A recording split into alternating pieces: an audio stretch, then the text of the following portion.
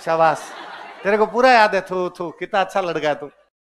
कभी कोई टीचर पढ़ाता तुम्हें कभी तुम्हें पता है असम में उल्फा समस्या क्या थी? और तुम्हें लगता है कि उल्का पिंड तो सुना था, गिर जाता है कई बार। ये उल्फा समस्या क्या थी इसके बारे में हमें कोई जानकारी?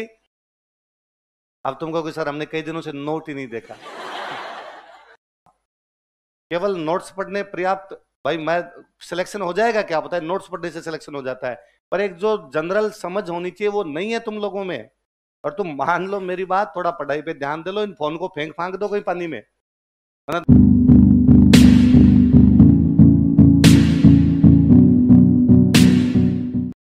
मदन मोहन मालवीय का नाम सुना है? कौन थे मदन मोहन मालवीय? नाम सुना है तो इतना जोर से हाँ बोले? हाँ ना, नाम सुना, अंकल लगते हैं जैसे तुम्हारे। कौन थे मदन मोहन मालवीय? कितने लोगों को मदन मोहन मालवीय का नाम पहली बार सुन रहे हैं? आपको जानकारी नहीं, हाथ खड़ा करे देखे कि मदन मोहन मालवीय के नाम के बारे में पहली बार सुन रहे। शाबाश, कोई बात नहीं, ठीक है। आपको भी नहीं पता? नहीं पता? हाथ खड़ा क्यों नहीं किया है? अरे देश का दुर्भाग्य है कि आप मदन मोहन मालवीय को नहीं जानते। मदन मोहन मालवीय भारत के बहुत बड़े फ्रीडम फाइटर थे, है ना। कांग्रेस, आजादी से पहले की जो कांग्रेस है, जो आजादी का आंदोलन लड़ रही थी, उसमें सबसे अधिक बार कांग्रेस का कोई अध्यक्ष बना था तो वो मदन मोहन मालवीय बने थे, 4 बार। कितनी बार? 4 बार अध्यक्ष कांग्रेस का कोई रहा है तो कौन रहे? बाकी दादा भाई नौरोजी 3 बार रहे थे, जवाहरलाल नेहरू 3 बार रहे थे, तिलक तो बन ही नहीं पाए थे, गांधी जी 1 बार ही बने थे, पर मदन मोहन मालवीय कितनी बार अध्यक्ष बने? पर उनका इससे भी बड़ा योगदान है बनारस हिंदू विश्वविद्यालय। क्या बनाया था? बनारस हिंदू यूनिवर्सिटी, बीएचयू का नाम सुना होगा। तो बीएचयू की स्थापना करने वाले जो बंदे थे वो कौन थे? 1916 में स्थापना की थी। कब की थी? कब की? किसकी स्थापना? बीएचयू फुल फॉर्म क्या होती है? बनारस हिंदू यूनिवर्सिटी। कहां बनाएगी बनारस हिंदू यूनिवर्सिटी? बनारस में है। कहां बनाएगी? कहां बनाए? बनारस में। कब बनाएगी? किसके द्वारा बनाएगी? मदन मोहन मालवीय। अब कोई पूछे मदन मोहन मालवीय क्या थे तो क्या बताओगे? कांग्रेस के बड़े नेता, कांग्रेस के 4 बार के अध्यक्ष, बीएचयू के संस्थापक। कब बनाया गया बीएचयू? 1916। इसलिए 2014 में जब बीजेपी की गवर्नमेंट आई थी तो आते ही मोदी सरकार ने उनको भारत रत्न दे दिया था। क्या दिया था? क्या दिया? तो वो भारत रत्न और मिला। तो जब उनको भारत रत्न दिया गया तो इस बात पर ऑब्जेक्शन हुआ कि एक बड़ी बड़ी सी इस बात पर सहमति थी आजादी के बाद में कि देश की आजादी के आंदोलन में जो लोग लड़े थे ना, उनको भारत रत्न नहीं दिया जाएगा। आजादी के आंदोलन में जो भी लड़े उनको भारत रत्न नहीं। क्यों? क्योंकि वो भारत रत्न से ऊपर है। और फिर दूसरी बड़ी बात, यदि आप भगत सिंह जी को दे देते हैं तो चंद्रशेखर आजाद को क्यों नहीं दिया? यदि आप चंद्रशेखर आजाद को दे देते हैं तो राजगुरु और सुखदेव को क्यों नहीं दिया? यदि आप राजगुरु सुखदेव को दे देते हैं तो रामप्रसाद बिस्मिल को क्यों नहीं दिया? रामप्रसाद बिस्मिल को दे देते हैं तो अशफाकुल्ला खान को क्यों नहीं दिया? खूब सारे लोग हैं, किस किस को बांटेंगे? और उनका दर्जा बहुत ऊंचा है, उनको किसी भारत रत्न की आवश्यकता नहीं। आजादी के बाद जिनके अच्छे अच्छे काम है उनको हम देंगे। तो मदन मोहन मालवीय जी को दिया तो वापस बात आई, वह फ्रीडम फाइटर है, फ्रीडम फाइटर को हम दे ही नहीं रहे। क्यों दे रहे हो? फिर सरकार ने कहा हम इनको इसलिए दे रहे हैं क्योंकि इनका शिक्षा के क्षेत्र में अभूतपूर्व योगदान था, एजुकेशन सेक्टर में बहुत अच्छा काम किया, इसलिए दे रहे हैं। तो एजुकेशन सेक्टर में क्या किया? किसकी स्थापना की? कब की? किसने की? कांग्रेस के कितनी बार अध्यक्ष बने? अब याद रहेगा। उनके लाडले सुपुत्र कौन है? कहां के दीवान है? सिरोही, सिरोही पढ़ रहे हैं हम। कहां के दीवान है? अब तो याद रहेगी बातें, लिख लिया करो साइड में कहीं, वरना याद नहीं रहेगी तुम्हारे। कॉपी के लास्ट पन्ने पे लिखो। क्यों मेरी तरफ मुंह देखते रहते होगा? वेरी गुड, अच्छा बोल रहा है तो शाबाश, तेरे को पूरा याद है। थू थू, कितना अच्छा लड़का है तू। आपको वैसे समय तो नहीं मिलता, बहुत बिजी लोग हैं, मैं समझता हूँ आपकी मजबूरियां। अभी लोकसभा चुनाव भी आने वाले हैं तो विभिन्न पार्टियां आपको फोन करके पूछ रही होगी कि टिकट किसको दें किसको नहीं दें। आप भी फाइनलाइज कर रहे होंगे, पर फिर भी यदि कभी थोड़ा बहुत समय मिले तो 2 बुक पढ़ना कभी, एक इंडिया आफ्टर गांधी, एक इंडिया आफ्टर नेहरू। कौन कौन सी 2 किताबें? इंडिया आफ्टर गांधी और इंडिया आफ्टर नेहरू, रामचंद्र गुहा की 2 पुस्तकें। यहां से बहुत दूर एक बाबा की नगरी है ना, पहाड़ पर विराजमान बाबा जी जड़ी बूटियों के साथ साथ किताबों का व्यापार कर, किताबों की दुकान में मिलेगी, मैं जेब में लेके घूमता हूं क्या? ठीक, टावरों के से सवाल पूछते रहते हो। रामचंद्र गुहा एक राइटर है, उनकी दो बुक है, India after Nehru, India after Gandhi. याद युद्ध कुछ नहीं करना, इसलिए पढ़नी है कि आपके समझ में रहे, आपकी एक समझ विकसित हो देश के प्रति कि 47 के बाद देश में क्या हुआ था। और ये पता रहना चाहिए हमें कि 1947 के बाद देश में क्या क्या घटित हुआ, देश में कैसे, उसमें हर जगह का है। कि वरना क्या है, ये ना बड़ी अजीब बात है कि तुम लोग मदन मोहन मालवीय के बारे में नहीं जानते, है ना। ये तुम्हारे वाली पीढ़ी के साथ समस्या है कि तुम्हारा इधर उधर का नॉलेज एकदम जीरो है, और फिर डायरेक्ट जब कोचिंग करने के लिए आते हो ना, इसलिए तुम्हें बड़ी दिक्कतें आती है। ये तो ठीक है, मुझे पता था तुम नहीं जानते, क्योंकि मेरे पिछले 3-4 साल का एक्सपीरियंस हो गया, मुझे पता चला गया यार ये लोग नहीं जानते। वरना क्या करता है, टीचर कहता है कि भाई ये रमाकांत मालवीय मदन मोहन मालवीय के बेटे थे, आगे क्यों पढ़ाए वो, इस पर बात थोड़ी करनी है, राजस्थान जी के पढ़ाना है तो आगे बढ़ जाता है, और तुम उस बारे में कभी जान ही नहीं पाते। फिर जब मॉडर्न इंडिया भी पढ़ते हैं तो मॉडर्न इंडिया वापस मदन मोहन मालवीय ने ये क्या वो क्या, जबकि हमारी समझ विकसित नहीं हो रखी कि मदन मोहन मालवीय कौन है। ऐसे ही कभी कोई टीचर पढ़ाता पढ़ाता तुम्हें कहते तुम्हें पता है असम में उल्फा समस्या क्या थी, और तुम्हें लगता है कि उल्का पिंड तो सुना था, गिर जाता है कई बार, ये उल्फा समस्या क्या थी इसके बारे में हमें कोई जानकारी। वो बुक पढ़ोगे तो पढ़ोगे आप, असम में एक उग्रवादी संगठन था, उसने वहां डिस्टरबेंस करने की कोशिश की थी, उल्फा समस्या थी। वो बुक पढ़ोगे तो आप पढ़ोगे कि नागालैंड में किस प्रकार डिस्टरबेंस हो गया था। वो बुक पढ़ोगे तो आप पढ़ोगे कि सिक्किम पहले भारत का अंग नहीं था, सिक्किम बाद में भारत के अंदर मिलाया गया था, तो सिक्किम भारत में कैसे मिलाया गया, क्यों मिलाया गया, उसी टाइम क्यों मिलाया गया, उसके आगे पीछे क्यों नहीं मिलाया गया, क्या परिस्थितियां थी। आप पढ़ोगे कि 62 में चाइना ने हमला क्यों कर दिया था, और उसी टाइम क्यों किया। ऐसी क्या घटना है कि 62 में चाइना हमला कर रहा, उससे पहले नहीं कर रहा, जबकि नेहरू जी नारे लगा रहे थे हिंदी चीनी भाई भाई। नेहरू जी नारा लगा रहे थे हिंदी चीनी भाई भाई, और इधर चाइनीज हम पर हमला कर रहे हैं, तो हाँ।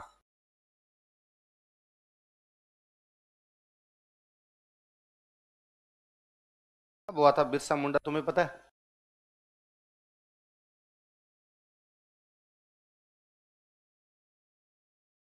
1900 के आसपास अपना भील आंदोलन हो गया 1881 में। भील आंदोलन ट्राइबल ही है, तो 83 में समसभा बन गई थी। बिरसा मुंडा हमसे प्रेरित है, अपने पुराने हैं भाई साहब, है ना। हाँ,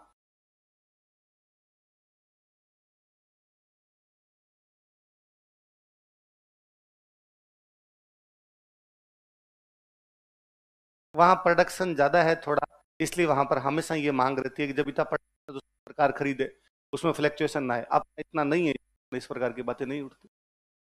तो आप जब पढ़ेंगे ना वो book India after Gandhi, India after Nehru, तो देश की अलग अलग घटनाओं की जानकारी मिलेगी। देश के बारे में एक समझ सिविल सर्वेंट के अंदर होनी चाहिए, कम से कम जो RS IAS की तैयारी करे उनके अंदर एक समझ होनी चाहिए कि क्या क्या चीजें हैं।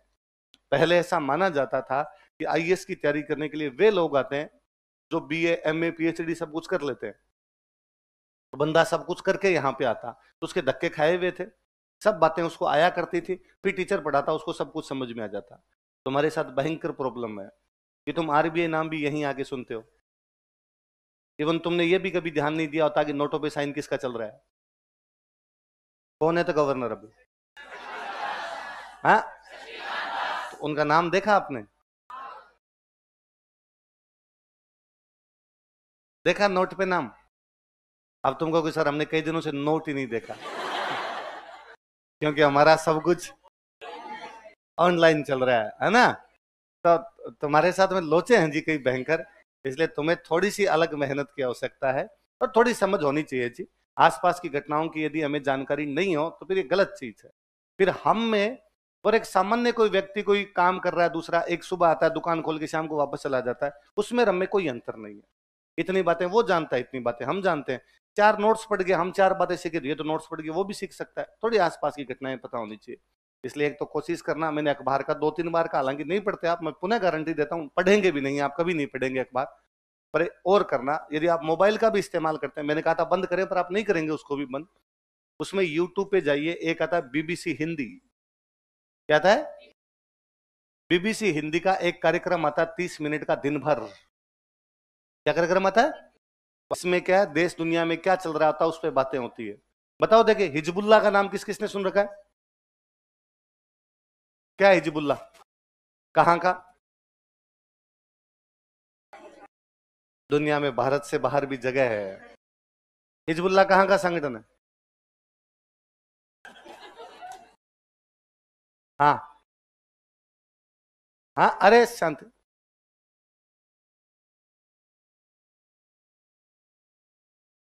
कहाँ का है इतना बताओ। हाँ, फिर से लेबनान, एक देश है लेबनान, है ना। आज एक और कोशिश करना प्लीज, पढ़िए आप लोग, आप बहुत गलत दिशा में है। ऐसे कुछ भी नहीं होगा, केवल नोट्स पढ़ने पर्याप्त। भाई मैं, सिलेक्शन हो जाएगा क्या पता है, नोट्स पढ़ने से सिलेक्शन हो जाता है, पर एक जो जनरल समझ होनी चाहिए वो नहीं है तुम लोगों में। और तुम मान लो मेरी बात, थोड़ा पढ़ाई पे ध्यान दे लो, इन फोन को फेंक फांक दो कहीं पानी में, वरना तुम्हारी जिंदगी खा जाएगा ये। अरे कुछ ही नहीं आता यार तुम्हें। आज घर पे जाके एक काम और करना, तीनों मैप लाना, वर्ल्ड का, इंडिया का, राजस्थान का, पॉलिटिकल मैप। कौन से मैप? राजनीतिक मैप लाना, अपने रूम के अंदर उनको दीवार पे लगाना, और हैबिट डालना कि डेली 15 मिनट तक मैप देखेंगे। कुछ नहीं करना, केवल उसको देखना है मैप को, केवल उसको देखना है। शुरू करना नॉर्थ अमेरिका से, यहाँ पर नॉर्थ अमेरिका उससे शुरू करना, केवल देशों को देखना कि, और कुछ नहीं करना। ये ऊपर इधर दिया हुआ है कि कनाडा दिया हुआ है, ये यूएस दिया हुआ है, ये मैक्सिको दिया हुआ है, फिर एक लंबी सी यूं मिलेगा आपको, उसमें अलग अलग देश मिलेंगे। इसमें पनामा दिया हुआ है, निकारागुआ दिया हुआ है, कोस्टा रिका दिया हुआ है, अल अल सल्वाडोर दिया हुआ है, होंडुरास दिया हुआ है, बेलीज दिया हुआ है, ग्वेटेमाला दिया हुआ है। फिर यहाँ पर कुछ देशों का एक समूह होगा, यहाँ पर कुछ देशों का समूह होगा। आप देखेंगे उनके नाम मिलेंगे, लेसर एंटिलीज, ग्रेटर एंटिलीज, उनमें देशों के नाम मिलेंगे। जमैका मिलेगा, बारबाडोस मिलेगा आपको, त्रिनिदाद एंड टोबैगो मिलेगा, क्यूबा मिलेगा, वेनेजुएला, वेनेजुएला नहीं, क्यूबा मिलेगा, ऐसे कई देश मिलेंगे। ये पूरा नॉर्थ अमेरिका हो जाता है। फिर आप नीचे इसके जाओगे तो साउथ अमेरिका आएगा। अब धीरे धीरे साउथ अमेरिका को याद करो, नीचे से याद करने शुरू कर दो कि ब्राजील है, अर्जेंटीना है, चिली है, उरुग्वे है, प्रागवे है, ये आपका कोलंबिया है, वेनेजुएला है, इक्वेडोर है, सारे यूं धीरे धीरे देश याद करो, ताकि जब मैं ये कहूं कि हिजबुल्लाह लेबनान का है तो आपके दिमाग में है कहां है। जब तक दिमाग में चीजें स्पष्ट नहीं होती है तब तक उन चीजों को बात करने का कोई मतलब नहीं होता। इसलिए मैंने कहा कि मैंने जब बोला कि रमाकांत मालवीय मदन मोहन मालवीय के बेटे हैं, इस सूचना का कोई अर्थ नहीं है जब तक हम मदन मोहन मालवीय को ना जाने। वरना ये कह के मैं निकल जाऊं रमाकांत मालवीय मदन मोहन मालवीय के बेटे, तो हर कोई आदमी किसी ना किसी का तो बेटा है, इसमें क्या फर्क पड़ता है। पर यदि मैंने बोला है कि रमाकांत मालवीय मदन मोहन मालवीय के बेटे, इसका मतलब मदन मोहन मालवीय बहुत बड़ी चीज है, इसलिए उनका नाम बोला जा रहा है। और यदि वो बहुत बड़ी चीज है तो हमें उनके बारे में जानना चाहिए। हिजबुल्लाह वाला इसलिए कह रहा था मैं आपके कि कल वाले समाचार में न्यूज है हिजबुल्लाह की। अब यदि कोई ये समाचार ही सुनता 30 मिनट का तो देखता कि यार हिजबुल्लाह कोई एक उग्रवादी संगठन है, उसने लेबनान को लेके ऐसा कुछ कहा है, इसका मतलब लेबनान में, तो अपनी वापस रुचि जागती कि यार ये लेबनान कहाँ पर है ये देखा जाए, तो हम उसको वापस देखते कि यार लेबनान कहाँ, तो देखते कि यार ये मेडिटेरियन सी, यहाँ पर आपका भूमध्य सागर, और फिर यहाँ पर यूं देश बने हुए हैं कि ये कोई सीरिया है, ये कोई आपका लेबनान है, ये इजराइल है, ये जॉर्डन है। मुझे याद है 2017 में आईएएस प्री का क्वेश्चन था, इनमें से कौन से देश की सीमा भूमध्य सागर के नहीं मिलती है, कौन से देश की बाउंड्री मेडिटेरियन सी से नहीं मिलती। चार दे दिए उन्होंने, इजराइल, सीरिया, लेबनान, जॉर्डन। अब किसकी सीमा नहीं मिलती? क्या कोई ज्योग्राफी का टीचर ये समझा सकता कि किसकी सीमा मिलती है और किसकी नहीं मिलती? क्या किसी क्लास में ऐसा पढ़ाया जा सकता है कि साहब इसकी सीमा तो मिलती है और इसकी सीमा नहीं मिलती है? ये हमें मैप रीडिंग करनी पड़ेगी। मैप रीडिंग, केवल मैप रीडिंग करने से ज्योग्राफी वाले पेपर के 3 क्वेश्चन सही होते हैं, जिसको केवल मैप रीडिंग आ जाए कि डेली जो 15 मिनट तक मैप देख ले, कुछ ही नहीं करना, कोई याद नहीं करना, देखे केवल लोकेशन देखे कि यार ये देश है, ये देश है, ये देश है। जब देशों की जानकारी होगी तो फिर वो उनके बारे में सूचनाएं यदि कभी आती है, हमारा दिमाग उन सूचनाओं को स्टोर करना पसंद करता है जिसके बारे में उसे थोड़ी बहुत जानकारी हो।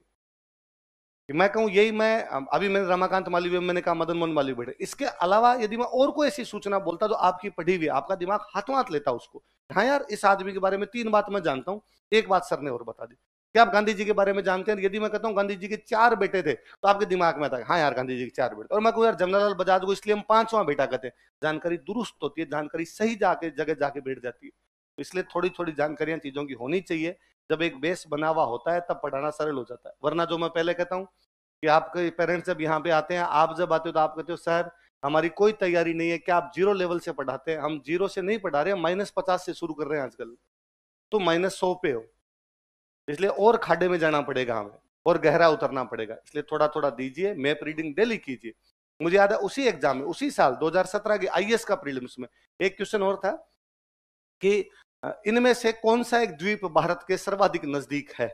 तो उन्होंने ऑप्शन दे रखे, एक दे रखा श्रीलंका, एक उन्होंने दे रखा जावा, एक उन्होंने दे रखा सुमात्रा, और एक पता नहीं और कोई द्वीप दे रखा था, या आप मान लो इनमें से कोई नहीं इस प्रकार का दे रखा था। सामान्य यदि किसी स्टूडेंट से पूछा जाए कि यार भारत के नजदीक कौन सा है, तो उसे लगेगा श्रीलंका, क्योंकि भारत एकदम श्रीलंका पास में पड़ा है। पर यदि कोई मैप रीडिंग करेगा तो वो ध्यान देगा कि श्रीलंका से भी नीचे अंडमान निकोबार है, और अंडमान निकोबार भारत में है। अंडमान निकोबार के ज्यादा नजदीक जो लग रहा है वो लग रहा है इंडोनेशिया। इंडोनेशिया यू लंबा द्वीप है, यू लंबा द्वीप है, तो ये अपना मान लो इधर अंडमान निकोबार है, उसका जो पहले वाला भाग है वो है सुमात्रा, फिर वाला भाग है जावा। इसका मतलब अपने ज्यादा टच कौन कर रहा है? सुमात्रा। सुमात्रा। दो क्वेश्चन केवल आपके इसलिए सही हो जाते हैं क्योंकि आपने मैप देख रखा है, क्योंकि आप घर पे जाके दिल्ली की दिल्ली उस नक्शे को देख लेते हो, उस मानचित्र को देख लेते हो, इसलिए हैबिट डालिए। वरना ये आना जाना बाकी रहेगा आपका कि आप कोचिंग आते हैं, टीचर पढ़ाता है, आप वापस चले जाते हैं, उन चीजों को वैसे के वैसे याद करने की कोशिश करते हैं, वो आपकी याद नहीं होती। इसलिए आपके किसान आंदोलन के 8-8 पॉइंट कर पूरी क्लास को याद नहीं थे, क्योंकि आपको आसपास की चीजें नहीं पता है। जब तक आसपास की चीजें नहीं पता होगी, ये समस्या रहेगी। इसका मतलब ये भी कतई नहीं कि मैंने आपको कहा कि भाई साहब India after Gandhi, India after Nehru पढ़ना, आपको लगे कि मैं एक दिन में खत्म कर दूं। नहीं पढ़नी, दिल्ली 2 पन्ने पढ़ने, कहानी है उसमें। कहानियां पढ़नी वैसे भी अच्छी लगती है किसी बंदे को, 2-3 पन्ने 2-3 पन्ने पढ़ लिए, सोचा केवल उन पे, किसी से डिस्कस किया, यार आज 2 पन्ने पढ़े, इंडिया आफ्टर गांधी शुरू की, उसके अंदर था तो भाई देश आजाद हो रहा है, देश आजाद होने के बाद दंगे हो रहे हैं, पाकिस्तान से इधर आ रहे हैं लोग, यहाँ से लोग पाकिस्तान जा रहे हैं, उसमें इंटरव्यू छपे हुए लोगों के कि वहां से कोई पाकिस्तान से आया है, वो घर में 5 लोग थे, 3 लोग पाकिस्तान में मार दिए गए, 2 लोग यहाँ पर पहुंचे, उसका अनुभव क्या कहता है, वो कहाँ पे आके रुका था। चीजें धीरे धीरे जोड़नी सीखोगे। पाकिस्तान जब बना था तो पाकिस्तान के अंदर 2 हिस्से गए, इधर वाले गए, एक तो पंजाब गया और एक सिंध गया। कौन कौन सा गया? तो पंजाब से तो लोग पंजाब की तरफ आ गए, सिंध वाले कहाँ जाते? सिंध वालों की तो कोई जगह ही नहीं बची थी जाने के लिए, इसलिए सिंध वाले बेचारे पूरी दुनिया के अंदर ही घूमे। इसलिए जहां जहां अब पूरे भारत के अंदर है दुनिया, मतलब भारत, पूरे भारत में घूमे। अब वो जाए कहाँ, उनका घर कहाँ पर हो, तो सरकार ने उनके लिए कैंप लगाए। सरकार ने क्या लगाए? इसलिए आपके जयपुर में जगह है सिंधी कैंप। कौन सी जगह है? तो कभी ध्यान जाना चाहिए ना, इस जगह का नाम सिंधी कैंप ही क्यों है? इसका मतलब सिंधियों का कैंप लगा है। तो सिंधियों का कैंप क्यों लगा है? क्योंकि सिंधी पाकिस्तान से आए थे। तो पाकिस्तान से क्यों आए थे? क्योंकि विभाजन हुआ था। तो विभाजन क्यों हुआ था? तो कितनी सारी बातें दिमाग में आएगी। कभी दिल्ली जाना, दिल्ली पे गुरु तेग बहादुर मेट्रो स्टेशन है, जब उससे बाहर निकलोगे आप, बाहर निकलने के बाद कई टैक्सी वाले खड़े रहेंगे, वो आपको कहेंगे कैंप कैंप कैंप कैंप, 5 रुपए में कैंप। वो वापस कैंप है जहां पे सिंधी आके रुके, जहां पे पंजाबी आके रुके। पाकिस्तान के लोग जहां जहां गए उनके लिए क्या बनाए गए? कैंप। वो उन दिल्ली वाले जो लोगों का कैंप था, उनके लिए आंदोलन करने वाले एक नेता थे, उनका नाम था श्यामा प्रसाद मुखर्जी। क्या नाम था? उन्होंने कहा कि नहीं भाई, इन लोगों को कैंप में क्यों पटक रखा है? लुगाई टाबर कैंप में पड़े हैं, बीमारियां फैल जाती, बीमार हो जाते, इनको घर दो भारत सरकार। इसलिए उस जगह का नाम है मुखर्जी नगर। क्या नाम है उसका? जब श्यामा प्रसाद मुखर्जी के बारे में जानोगे तो पता चलेगा। श्यामा प्रसाद मुखर्जी उसमें सरकार के खिलाफ लड़ रहे थे, कांग्रेस के खिलाफ, इसलिए उन्होंने अलग पार्टी बना ली। उस पार्टी का नाम था भारतीय जनसंघ। क्या नाम था? उस भारतीय जनसंघ ने 1980 में अपना नाम चेंज किया, नाम रखा भारतीय जनता पार्टी। क्या रखा? आज की जो बीजेपी है इसकी मम्मी जनसंघ है। पहले इसका नाम बीजेपी नहीं था, भारतीय जनता पार्टी नहीं था, इसका नाम क्या था? भारतीय जनसंघ। भारतीय जनसंघ स्थापित करने वाले श्यामा प्रसाद मुखर्जी। इसलिए बीजेपी बनी थी तब से। बाद में श्यामा प्रसाद मुखर्जी कश्मीर के लिए बहुत प्रयास करते हैं कि कश्मीर जो है वो पूरा भारत में मिलाया जाए, क्योंकि कश्मीर पहले पूरा अलग था, उसके लिए प्रयास करते हैं। इसलिए बीजेपी जब से बनी तब से बीजेपी वालों के नारे थे, जहां शहीद हुए मुखर्जी वो कश्मीर हमारा है। तो मुखर्जी उधर के लिए आंदोलन कर रहे थे। मुखर्जी ने जहां के लिए आंदोलन किया, जहां के लिए शहीद हो गए, वो कश्मीर हमारा है। तो नारों का मतलब समझ में आएगा। भारतीय राजनीति बहुत ज्यादा नारों पर रही है। मतलब संडे कोई जोधपुर किसी कार्यक्रम में था, तो कोई पत्रकार बंधु मेरे साथ में थे, तो मैं उनको हंस रहा था, यार आजकल भारतीय राजनीति में अच्छे नारे नहीं आ रहे यार। किसी टाइम में भारतीय राजनीति में कितने नारे अच्छे आया करते थे। इंदिरा गांधी एक बार कर्नाटक में चुनाव लड़ने के लिए चले गए थे। जिस जगह से चुनाव लड़ने के लिए गए उस जगह का नाम था चिकमंगलूर। क्या नाम था? साउथ इंडिया में चुनाव लड़ा चिकमंगलूर। तो वहां पे नारे थे, एक शेरनी 9 लंगूर, चिकमंगलूर चिकमंगलूर। तो पता तो चलता है वो शेरनी कौन थी जो चिकमंगलूर से लड़के आई थी। इंदिरा गांधी। तो हमें एक जगह का नाम पता चलता है, चिकमंगलूर नाम की जगह कहां पर पड़ती है? यार साउथ इंडिया में इस प्रकार की जगह। इंदिरा गांधी वहां से चुनाव लड़ गए थे। वीपी सिंह राजा हुआ करते, वीपी सिंह अपने देश में प्रधानमंत्री बने, तो लोगों ने कहा राजाओं का राज वापस आ गया, और पहले राजाओं का मुश्किल से राज खत्म किया था, राजा को प्रधानमंत्री बना दोगे फिर तो मतलब ही क्या है, फिर तो राजशाही चलती रहती। वापस नारा दिया गया, राजा नहीं फकीर है, देश की तकदीर है। राजा नहीं है क्या है? देश की क्या बना हुआ है? भारतीय राजनीति में नारे, भारतीय राजनीति के मुद्दे, ये सब हमें पता होना चाहिए। कई बार कोई स्टूडेंट कहता है मुझे पॉलिटिक्स में कोई इंटरेस्ट नहीं, मैं इनको क्यों पढ़ूं? इसलिए पढ़ना चाहिए कि इससे देश को समझने में मदद मिलती है। हमारे देश का इवोल्व कैसे हुआ है, हमारा देश किस प्रकार से विकसित हुआ, ये तभी जान पाएंगे जब उसकी पॉलिटिक्स को देखेंगे। क्योंकि सारे सामाजिक, आर्थिक मुद्दे, सांस्कृतिक मुद्दे वो पॉलिटिक्स के आसपास घूमते हैं। इससे ये बातें स्पष्ट होती है कि इस बार यदि बीजेपी ने 5 लोगों को भारत रत्न दिए, 2 को पिछली बार के लिए, 3 को इस साल के लिए, एक दिया कर्पूरी ठाकुर जी को, एक दिया लाल कृष्ण आडवाणी जी को, एक दिया चौधरी चरण सिंह जी को, एक दिया MS स्वामीनाथन जी को, एक दिया नरसिम्हा राव जी को। आप में से ज्यादातर लोगों को ये नहीं पता क्यों दे दिए इनको, इतने सालों बाद क्यों दे दिए। कब के आडवाणी जी को छोड़कर इनमें से कोई बीजेपी माइंडसेट का नहीं था। हमेशा हर पार्टी चाहती है कि उसके माइंडसेट के लोगों, उसके आइडियोलॉजी के लोगों उनको दिया जाए। ये तो बीजेपी आइडियोलॉजी के भी नहीं थे। इनमें ज्यादातर की कभी की मृत्यु हो गई है, आज क्यों बांट रहे हैं उनको? जब आप इनके बारे में पढ़ोगे तो पता चलेगा कि आज की पॉलिटिक्स इनसे किस प्रकार प्रभावित हो रही है। पर हर पार्टी चाहती है कि उस पॉलिटिक्स को प्रभावित करके ज्यादा से ज्यादा वोट बटोरे जाएं। इनको दिए गए। बिहार में वोट लेने हैं तो कर्पूरी ठाकुर जी को दो। पश्चिमी उत्तर प्रदेश के अंदर किसान आंदोलन होने वाला है, पश्चिमी उत्तर प्रदेश में मुद्दा गरमाया हुआ है, चौधरी चरण सिंह जी को दिया गया। हालांकि चौधरी चरण सिंह जी और कर्पूरी ठाकुर भारत रत्न के योग्य हैं, उनको पहले मिलना चाहिए था। अब क्यों मिल रहा है जितने भी लोगों को मिला है, पर इसी टाइम क्यों दिया गया? उसका कारण है आज चुनावी साल है। तो चुनावी साल में इनसे क्या हो जाएगा, चुनावी साल में और किसी क्यों नहीं दिया? उसके कारण ये है, अलग अलग कारण है। साउथ इंडिया को 2 दिए गए क्योंकि बीजेपी को अभी तक साउथ इंडिया में ज्यादा वोट नहीं मिलते हैं, इसलिए बीजेपी चाहती है साउथ इंडिया को कुछ ना कुछ कब्जे में किया जाए। इसलिए नरसिम्हा राव और MS स्वामीनाथन 2 को साउथ इंडिया से दे दिया गया। चीजें तब समझ में आएगी, वरना आपके लिए आंकड़ा है, वरना आप याद करते हो इस बार भारत रत्न किसको दिया गया, नरसिम्हा राव जी। बार आई रहती है आपकी 5 नाम याद करने के लिए। और यदि थोड़ा बहुत भी पता होगा तो याद नहीं करने पड़ेंगे, रटने नहीं पड़ेंगे, आप स्वतः जानोगे इनको क्यों मिला। उल्टा मैं कहता हूं यदि थोड़ा सा सेंस विकसित हो गया ना तो आपको पता चलेगा इस बार किसको देंगे। आपको खुद पता चलेगा कि मैं बता दूं इस बार मोदी जी किसको देने, आप मोदी जी का दिमाग पढ़ लेंगे। लोगों ने पहले ही कहना शुरू कर दिया था इस बार चरण सिंह जी को और इनको मिलेंगे, क्योंकि चुनाव की राजनीति को देखते साहब ये घटनाक्रम चल रहा है, ऐसा ऐसा कुछ होने वाला है, इनको मिलने की संभावना है। 99% लोगों ने पहले कह दिया, वैसा ही हुआ। क्यों पढ़ लेते हैं लोग, क्यों रीड कर लेते हैं इन चीजों को? क्योंकि लोग आसपास की घटनाओं पर ध्यान देते हैं। तुम लोग क्यों नहीं नजर उठा पाते? क्योंकि तुम आसपास की घटनाओं पर ध्यान ही नहीं देते। और आसपास की घटनाओं पर ध्यान देने के लिए सबसे बेसिक जरूरत अखबार पढ़ना है, तुम अखबार नहीं पढ़ते, इसलिए पढ़ा कीजिए। पहले शुरुआत में कई बार मेरे से स्टूडेंट पूछते अखबार में क्या पढ़ना चाहिए सर, तो मैं उनको बताता था यार ये न्यूज छोड़ देना, ये पढ़ना, ये न्यूज छोड़ देना, ये पढ़ना। मैं तुम्हें तो कहूंगा तुम सब कुछ पढ़ना, अखबार पूरा पढ़ना, क्योंकि तुम्हें कुछ ही नहीं आता। तो गलत बात है, मेरे तो जीव दुखता है तुम्हें देख देख के, यार ऐसे कैसे हो सकता है कि तुम्हें इतनी बेसिक जानकारियां नहीं हो किसी भी चीज की। मैं अभी 2 दिन पहले क्लास के अंदर यूं बच्चों से PC रॉय के बारे में पूछ रहा था, उनको PC रॉय के बारे में नहीं पता। प्रफुल्ल चंद्र रॉय भारत के बहुत बड़े वैज्ञानिक हुए हैं।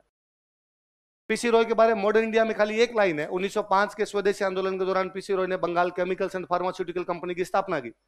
यदि बच्चा PC रॉय के बारे में थोड़ा जाने तो ध्यान रखे यार PC रॉय वैज्ञानिक थे, वैज्ञानिक थे तो दवाइयों की उन्होंने कोई खोली है, कंपनी खोली है। और जब दवाइयों की कंपनी का ध्यान रहे, PC रॉय का ध्यान रहे, तो उसे ध्यान रहे कि आज भी Bengal chemicals and pharmaceutical company की दवाइयां आती है।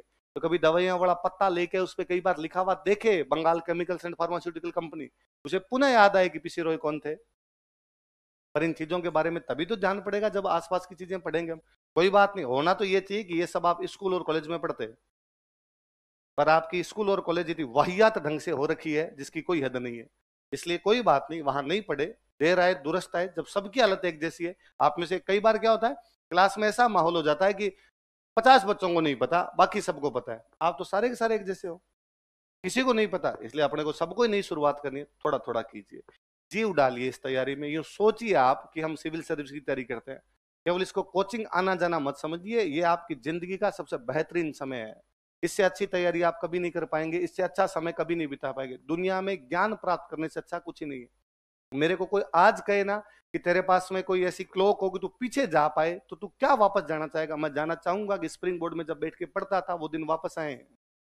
मैं कितना सिखाऊंगा। मेरे को आज भी कोई ऑप्शन दे कि पैसे वैसे नहीं कमाने, तू छोड़ दे ये सब कुछ, तो और क्या करना चाहता, मैं पुनः चाहूंगा कि मैं किसी लंदन की यूनिवर्सिटी में जाके पढ़ के आ जाऊं। पढ़े, दुनिया में पढ़ने से बेहतर क्या हो सकता है? मनुष्य के पास यही तो है कि बाकी लोगों की अपेक्षा उसके पास ज्ञान होता है, बाकी प्रजातियों में ज्ञान नहीं अपने पास है।